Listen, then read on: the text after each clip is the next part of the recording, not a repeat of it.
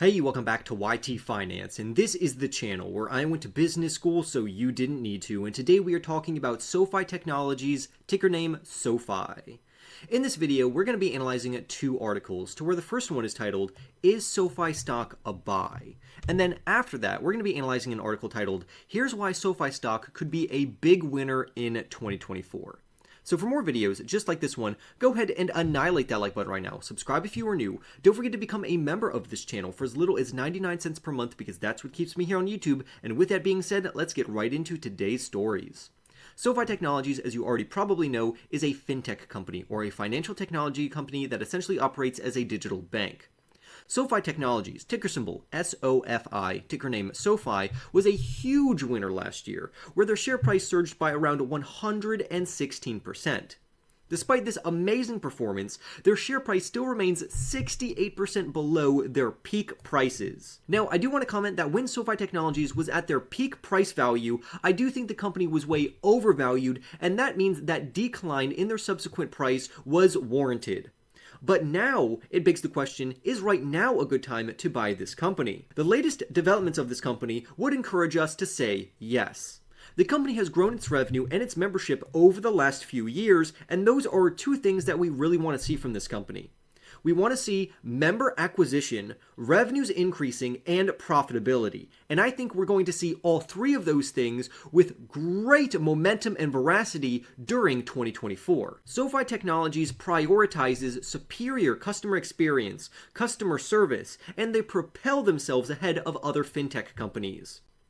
Even during a period of economic headwinds, particularly higher interest rates, or during a time when other traditional banks were going out of business, SoFi continued to expand at a brisk pace. The company also saw great momentum due to a catalyst, which was the student loan moratorium ending. This means that a lot of demand will flood into SoFi's student loan refinancing business, which is great for the stock and company. One of the things that draws me to SoFi Technologies is their resiliency and stability. When the US economy was rough and traditional banks were going out of business and interest rates were increasing, this company still performed very well. So now we have to think, how well can this company perform when the economic outlook is positive?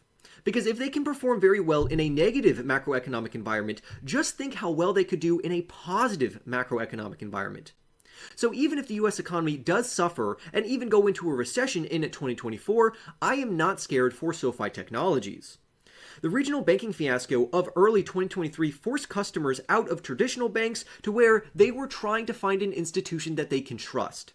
And trust is something that you can't buy, and it seems that SoFi was a winner in this regard because they earned people's trust. Right now, the company trades for around $7.89, while very bearish analysts believe it could fall between $3 to $5, and other analysts believe it could surge up to around $12 per share. Another thing I like about this company is that they are on a path toward profitability, and I think they will achieve profitability literally right now.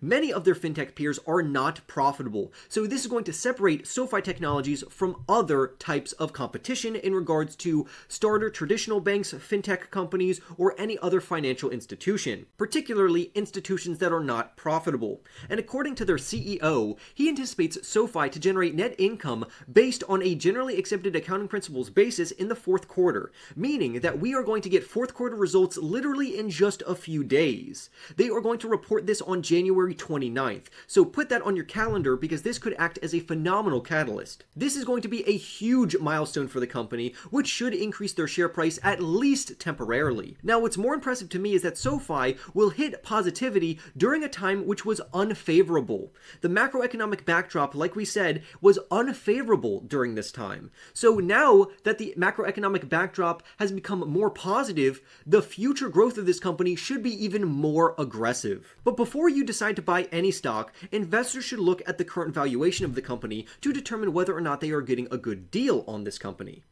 With all else being equal, a lower valuation is better because it increases the potential of future upside. That means that if you can buy a good stock cheaper than their current share price, that means their future share price, which hopefully will be larger and a greater number than what we bought it for, that is going to allow us to achieve more money. So if we buy a stock for $6 and it jumps to $12, we literally doubled our money. That's a 100% increase. But if we waited for the company to pull back to $4 and then invested, and then it surged to $12, we made way more money. Even as we speak, we see optimism and momentum for the stock building, approaching their earnings report.